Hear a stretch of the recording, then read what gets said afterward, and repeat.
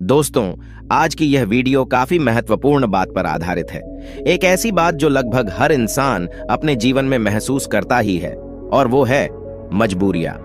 आज की इस वीडियो में हम जानेंगे मजबूरियों को देखने का सही तरीका क्या है। मजबूरियां जीवन का एक महत्वपूर्ण हिस्सा है और हमारे जीवन में अक्सर आती है। मजबूरी एक व्यक्ति के जीवन में ऐसी स्थिति को दर्शाती है जहां व्यक्ति कुछ करने में सीमित रह जाता है, अक्सर बिना अपनी इच्छा के, क्योंकि उनके पास कोई दूसरा विकल्प नहीं होता। ऐसी स्थिति में हम जो करना चाहते हैं, हम वो चाहकर भी नहीं कर पाते। यह एक ऐसी परिस्थिति होती है जहां पर व्यक्ति अपने मन के अनुसार चुनाव नहीं कर सकते और अपने हथियार डाल देते हैं। मजबूरी में हमें अक्सर वही करना पड़ता है जो हमारे सामने रखा गया हो, न कि वो जो हम करना चाहते हैं। ये मजबूरियां हमारी आर्थिक, सामाजिक, पारिवारिक और व्यक्तिगत स्थितियों से जुड़ी होती हैं। कुछ लोग मजबूरियों से कोसों दूर भागते हैं और कुछ लोग उनका डट कर सामना करते हैं। मजबूरियों से निपटने के लिए नए तरीके ढूंढते हैं।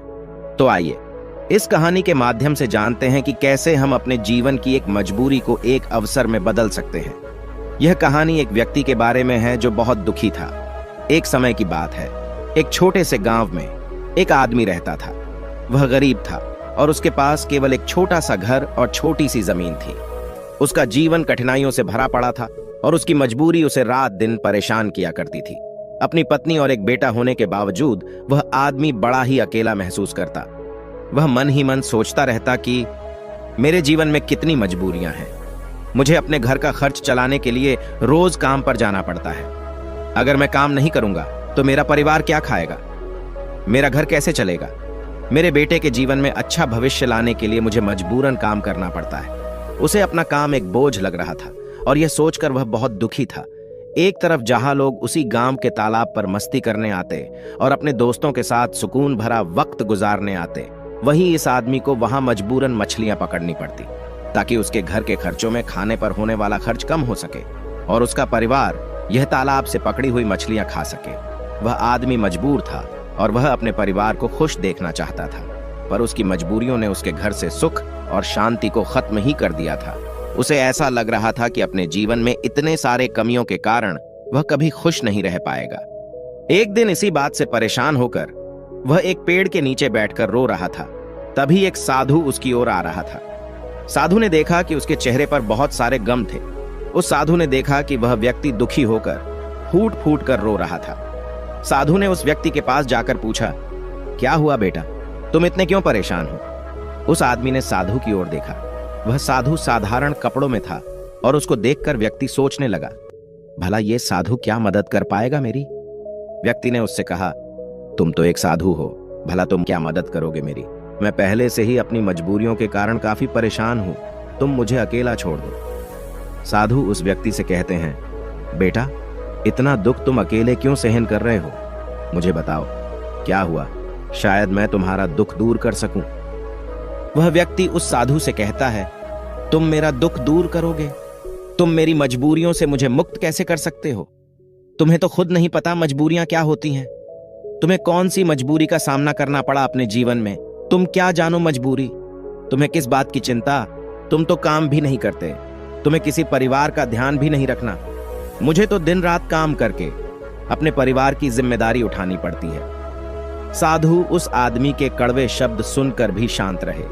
वह समझ गए कि यह आदमी अपने जीवन में अपने कामों और मजबूरियों को बुरा समझता है और इसी कारण यह काम को बोझ समझकर मन से किसी भी काम को नहीं कर पा रहा है।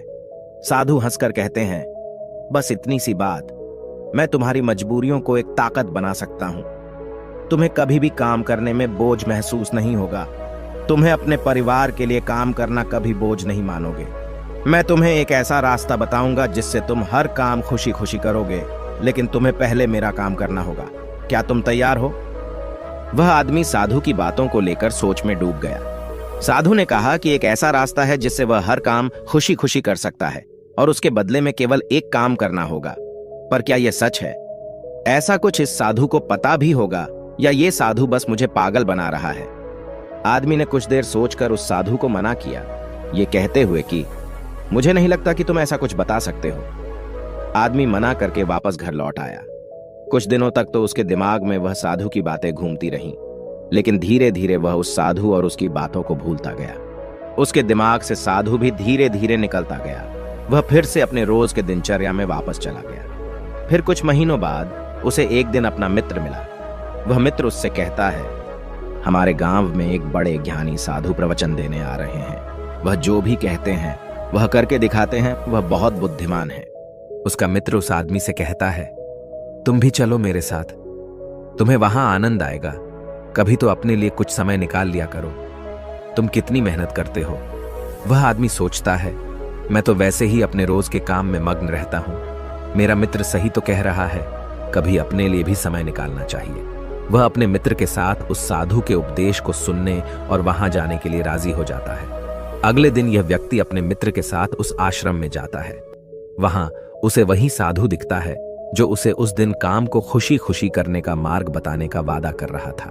मित्र से बात करते समय उसने पूछा कि क्या यही वो साधु है जिनके उपदेश हम आज यहाँ सुनने आए हैं। उसके मित्र ने पुष्टि की कि हाँ, यह साधु वाकई महान है और उनके पास ज्ञान की अमूल्य धारा है। और तो और उसके पास तो स्वयं राजा भी ज्ञान लेने आते हैं। वह आदमी अपने मित्र से कहता है कि मैं इस साधु से मिल चुका हूं। फिर वह आदमी अपने मित्र को सारी बात बताता है। उसका मित्र पूरी बात सुनकर कहता है, अगर ये साधु ने तुम्हें वचन दिया है तो अवश्य ही वो उसे पूरा करेंगे। तुम्हें उनसे फिर से मिलना चाहिए। आदमी फिर मन ही मन यह सोचता है कि क्या मेरा अब उनसे मिलना ठीक रहेगा। मैं उन साधु के पास जाऊं कि नहीं, वह मेरे बारे में क्या सोचेंगे। परंतु अब उसके मन में यह विश्वास था कि वह साधु उस दिन उसे पागल नहीं बना रहे थे। और अगर थोड़ी सी भी उम्मीद है कि मैं एक ऐसा रास्ता जान जाऊंगा जिससे मुझे कोई भी मजबूरी, कोई भी पीड़ा छोटी लगने लगेगी और मैं उस काम को खुशी खुशी करूंगा, तो ये मुझे जानना ही है। फिर भले ही मुझे उन साधु के सामने शर्मिंदा ही क्यों ना होना पड़े, चाहे कुछ भी हो, मैं इस मौके को अपने हाथ से जाने नहीं दूंगा। यही सोचकर वह आदमी उन साधु से मिलने का निश्चय करता है। उपदेश समाप्त होते होते शाम हो चुकी थी। जैसे ही वह उपदेश समाप्त हुए, सब लोग आश्रम से बाहर जाने लगे। वह आदमी उस साधु के पास जाता है। वह आदमी कहता है, गुरु, क्या आपको याद है मैं आपको मिल चुका हूं। मुझे माफ करना, मैंने आपको उस दिन काफी भला बुरा कहा और मैं उस वजह से बहुत शर्मिंदा भी हूं। मुझे अब बहुत पछतावा हो रहा है, परंतु क्या आप मुझे वह मार्ग बता सकते हो जिससे मैं खुशी खुशी काम करूं। मैं आपका कोई भी काम करने के लिए तैयार हूं। साधु हंसते हुए कहते हैं, हाँ, मुझे याद है, तुम वही आदमी हो जो उस दिन दुखी हालात में मुझे मिला था। ठीक है, मैं अपना वादा पूरा कर दूंगा, लेकिन अब शाम हो चुकी है और मैं पूरे दिन उपदेश देकर थक गया हूं। तुम मुझे कल सुबह इसी आश्रम के बाहर मिलना। वह आदमी बहुत खुश होता है और कहता है, जी गुरुदेव, मैं कल सुबह आपसे मिलने आ जाऊंगा। सुबह होते ही वह आदमी उस आश्रम के बाहर उस साधु से मिलने जाता है।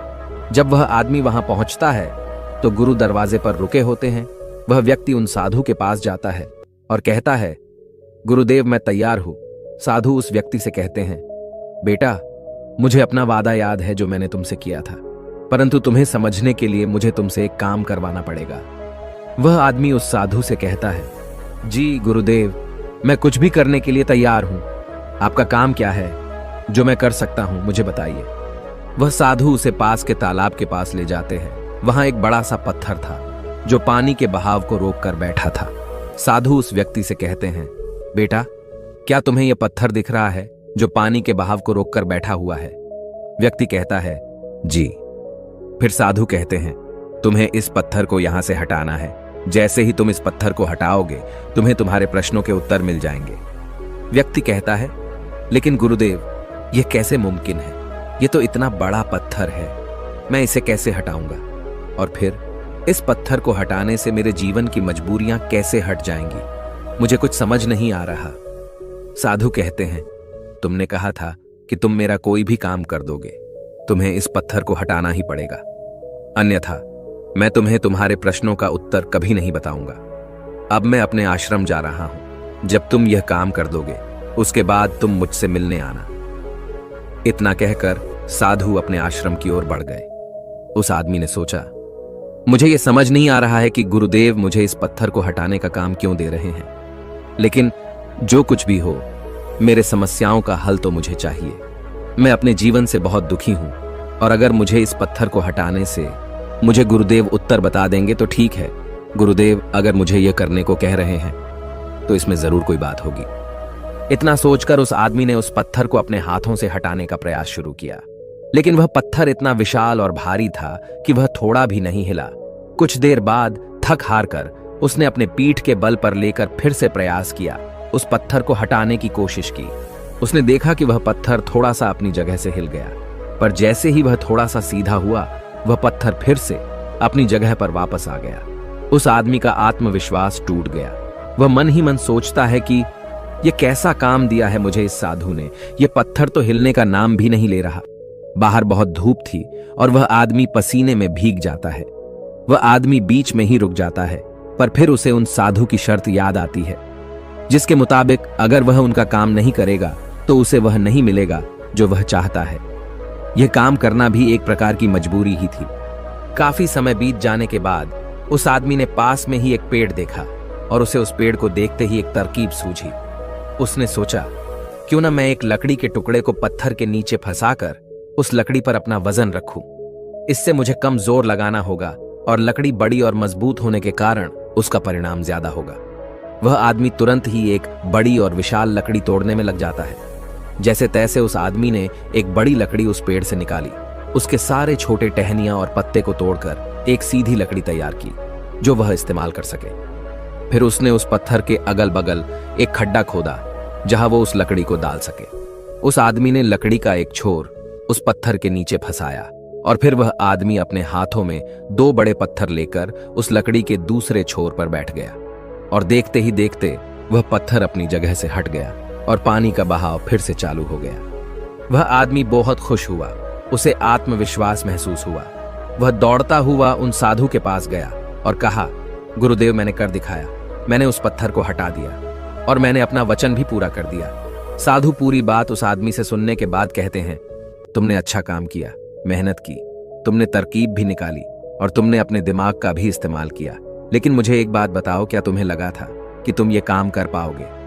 आदमी कहता है, नहीं गुरुदेव, मुझे नहीं लगा था कि मैं इतना बड़ा पत्थर हटा पाऊंगा। साधु पूछते हैं, क्या लगता है तुम्हें, तुम ये सब क्यों कर पाए? आदमी जवाब देता है, क्योंकि यही आपकी शर्त थी, अगर मैं नहीं करता तो मुझे अपना जवाब कभी नहीं मिलता। साधु कहते हैं, तो तुम यह कह रहे हो कि यह काम करना तुम्हारी एक मजबूरी थी? आदमी कहता है, हाँ, लेकिन आप वही वही क्यों पूछ रहे हो? इस पर साधु कहते हैं, मैं तुम्हें यही तो समझाना चाहता था, जिस तरह आज तुम्हारे सामने वह पत्थर हटाने की मजबूरी थी, इसी तरह तुम्हारे जीवन में भी तुम्हारे सामने कई मजबूरियां आएंगी। साधु आगे कहते हैं, मजबूरियां ही तुम्हें वह काम करवाती है जो तुम्हें नहीं लगता कि तुम वह कर सकते हो। तुम्हारी मजबूरियां तुम पर बोझ नहीं है, बल्कि मजबूरियों के कारण तुम जिंदा भी हो। तुम खुद सोचो, अगर तुम्हारे ऊपर मजबूरियां ना होती और काम करके अपने परिवार के लिए कमाई करने की कोई पाबंदी ना होती, तो क्या तुम अपने घर से बाहर भी निकलते? नहीं ना, तुम एक ही जगह बस आराम से बैठे रहते। लेकिन क्या ऐसा आराम करना ठीक है? क्या तुम्हारे शरीर में बीमारियां नहीं आ जाती? तुम अपनी मजबूरियों के कारण काम करते हो, जिससे तुम स्वस्थ और तंदुरुस्त रहते हो।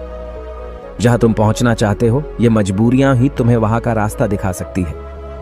वह हमें बताती है कि हमें क्या करना चाहिए उस लक्ष्य तक पहुंचने के लिए।